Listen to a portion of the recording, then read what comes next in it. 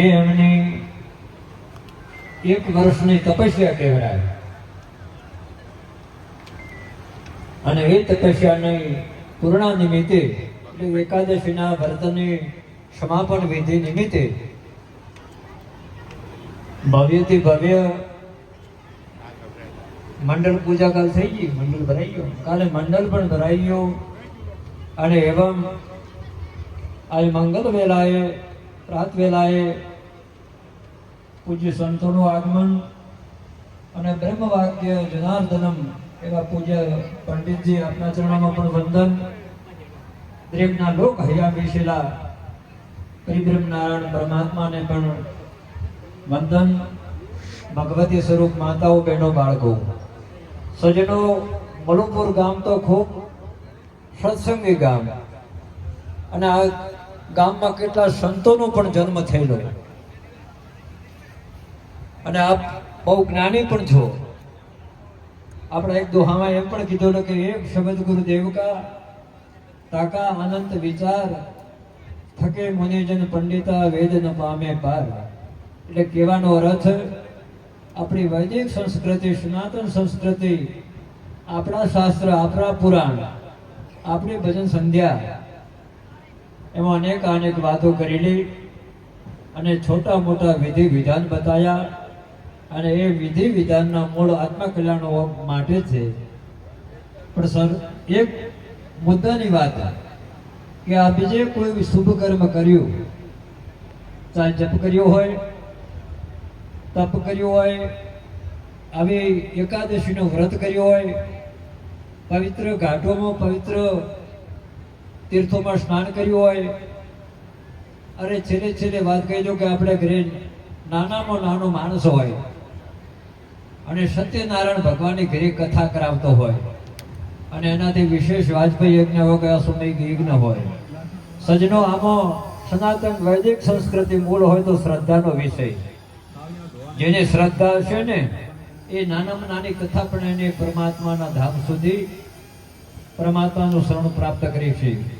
પણ આપણામાં જ્યાં ત્યાં આપણે થોડું વિચરણ કરીએ, ફરીએ, ખૂબ આનંદથી કામ થાય. માણસો એટલી તીર્થોમાં જાય, ગંગા, યમુના, સરસ્વતી, કુંભના મેળા, રાત્રિ જાગરણ, પાઠ પૂજા, પૂજ્ય પંડિતોના મુખાર વેદોનો મંત્રથી યજ્ઞ યાગ. પણ હજી મનમાં કઈ ને કઈ ઉછાટ રહેતો હોય, એ ઉછાટ કાઢી નાખવાનો કે જે કંઈ આપણે શુભાશુભ કર્મ કામ કર્યું એમાં આપણું આત્મ કલ્યાણ થઈ ગયું. આ ભાગ્યવાન માણસોએ એકાદશીના 26 એકાદશીનું મહાત્મ તો સાંભળ્યું છે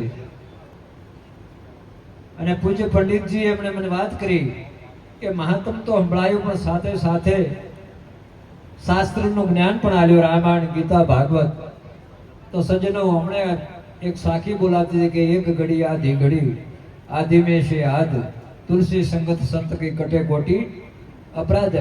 આવે આવો 3 દાડાનો પુણ્ય વ્રત કર્યું, વિધિ વિધાનથી વ્રત કર્યું, કોઈ એમાં ઉણપતા નહીં, છતાં આપણા મનમાં સંદેહ રહી જાય કે હજી શીઘ્ર આપણું કલ્યાણ થયું કે ન થયું. આ એક મોટો દુઃખનો વિષય કહેવાય. જેણે એકાદશીનું વ્રત કર્યું હોય, ગંગાજીમાં સ્નાન કર્યું હોય, જેણે ગુરુ આરાધ્યા હોય, જેણે સનાતન સંસ્કૃતિ જીવનમાં ઉતારી હોય, કોણ કહે છે કે એ જીવનું અકલ્યાણ હોય? પણ ગીતાજીમાં ભગવાન નારાયણે પણ કીધું કે હે અર્જુન, શ્રદ્ધા વિના હોમાયેલું હવન, અપાયેલું દાન, તપાયેલું તપ એ કોઈ કાર્ય સિદ્ધ થતું નથી. સજનો પરમાત્મા તો સિયાર રામ મેં સભી જગ જાને કૃહ પ્રણામ જોરી જુગ પાની. ભગવાન ક્યાંથી? ભગવાન સર્વત્ર છે, કણ કણ મેં અણુ મેં વાસ છે. પણ આપણે મન માનતોથી એના માટેનો એક આપણા વિધિ વિધાન આપણા ઋષિ મુનિએ સંતોએ બતાવ્યું. એટલે જે કંઈ આપ શુભ કર્મ કરો એમાં શ્રદ્ધાને વિશેષ તો અવશ્ય હોવો જોઈએ. ત્યાં આપણે ઘરે કુળી દેવતા હોય, આપણા ઇષ્ટ દેવતા હોય, આપણા ગામમાં મહાદેવનું મંદિર હોય, રામજી મંદિરોમાં ભગવતીનું મંદિર હોય. સજ્જનો દર્શન કરવા માત્રથી આપ નક્કી કરી લેવું કે આ ભવનો મારા ભવનો પાપ નિવારણ થઈ ગયો, હું કલ્યાણકારક બની ગયો. જેને આ નિસંદેહ છે એ માણસનું અવશ્ય કલ્યાણ છે. બાકી તો ગમે 4 ધામ કરે, 68 તીર્થ કરે, એકાદશીના વ્રત કરે, આવા પૂજ્ય સંતોને સેવે, સત્સંગ સભામાં જાય, ભજન વાણી બધું સાંભળે, પણ મનમાં પેલો ઉસાટ ન મળે કે હજી શીખરે ભગવાન મળ્યા કે ન મળ્યા, મળ્યા કે ન મળ્યા, તો એમના માટે કાઠું કામ છે. તો આપણે જે કંઈ શુભ કર્મ કર્યું એમાં આપણું અવશ્ય કલ્યાણ, આપણી આવનાર પેઢીનું કલ્યાણ, અરે માનવ માત્રનું કલ્યાણ નહીં પણ જીવ જંતુનું આમાં કલ્યાણ થઈ ગયું. તો આપ બહુ પુણ્યશાળી કહેવાઓ. આપને આ તપસ્યાનું ફળ દેખાણું. અને બીજું તો આ મનુષ્ય જીવન પરમાત્માના ભજન માટે જ મળ્યો છે. વાલા આવ્યો પણ જાણ્યો નહીં, મનુષ્ય કેરો બ્રહ્મ, કોળિયા આનંદને કારણે તે કોટિક બોધ્યો કર્મ. એટલે જ્યારે આ 50, 70, 80 વર્ષના આયખામાં જે પ્રભુનું સ્મરણ કર્યું હોય, આવું પવિત્ર કાર્ય કર્યું હોય, જપ તપ તીર્થ વ્રત કર્યું હોય, પૂજ્ય બ્રાહ્મણ પંડિત સંતોને સેવ્યા હોય, એ જ મોજ આપણું કલ્યાણ છે. બાકી તો રાત ગવાઈ સોઈ કર દિવસ ગમાયા ખાય, 21,600 કોડી બદલે જાય. એટલે કહેવાનો અર્થ જિંદગી તો કાલ જતી રહી છે, પણ જેમ જેમ જૂનું ઓઠું કે ફાક્યું એટલું જ બાપનું. 2 બહેનો હતી, ચોમાસાનો ઋતુ, જડી મોડેલી જૂની પરંપરા, ગામમાં ઘંટી હતી, ઘરે ઘંટી કોઈ કારણસર ન હોવાથી આડોશ પાડોશમાં દળવા ગઈ 2 બહેનો. હવે એક બહેનને એવી ટેવ હતી, 2 બહેનોએ ઘંટી સાફ કરી, ઘંટી ચાલુ કરી. એક બહેનને એવી ટેવ હતી કે થોડું દળતો ફાંકે, બુકડા ભરે.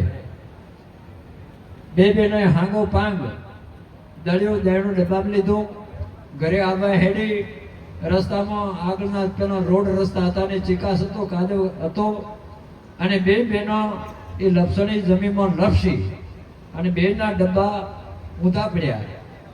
તો 2નો લોટ હતો એ ગારામાં ઢોળાઈ ગયો. ત્યાં પેલી બેને કીધું કે મારું ઢોળાણો તારો ઢોળાણો, પણ મેં ફાક્યો એટલું તો બાપનું. તો હોશિયારીમાં રહી તે કઈ ને કર્યું, મને તું મેણાટાણો બોલતી હતી, પણ મેં 2-4 બુકડા, આટલું તો મારું બચો. એટલે સજનો, આ જિંદગી આપણે એકદી ઢોળાઈ જવાની, પણ જેમ જ્યારે સમય મળતા રહો, દેવ દર્શન કરો, ઘરે ભગવાન સત્યનારાયણની કથા પૂજન કરાવો, દેવ દર્શન કરો, શુભાશુભ કર્મ કરો. એ થોડામાંથી થોડું ફાક્યું એટલું બાકી જિંદગી હુંની જતી રહેવાની. તો આ પ્રસંગે આવવાનો મોકો મળ્યો. આપ સૌનો ભાવ પ્રેમ દેખી અમને પણ આનંદ, અને આપને તો બાપજીનો 1 વર્ષનો સત્સંગ મળ્યો, પંડિતજી મહારાજનો. આપ ધન્યવાદને પાત્ર બની ગયા. હે પૂર્ણ પરમાત્મા, સુખી રહે શુભાત્મા, વિશ્વ બને ધર્માત્મા, અને પૂર્ણ હોય તમારી મનકામના.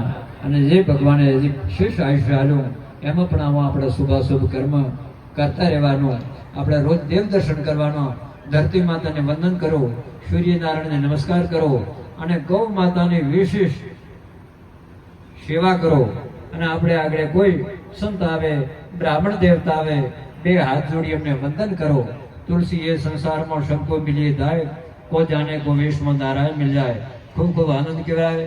આપણે બીચ में પાથાવાડા ગંગેશ્વર મહાદેવના મહંત શ્રી સદાગીરીજી મહારાજ એવં એમનો શિષ્ય વૃંદ સાથે પધાર્યા.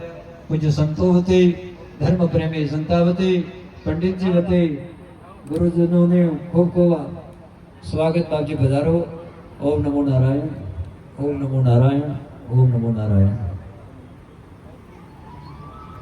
ખૂબ ખૂબ આભાર બાપુ. આપના આશીર્વચનો થકી અમારી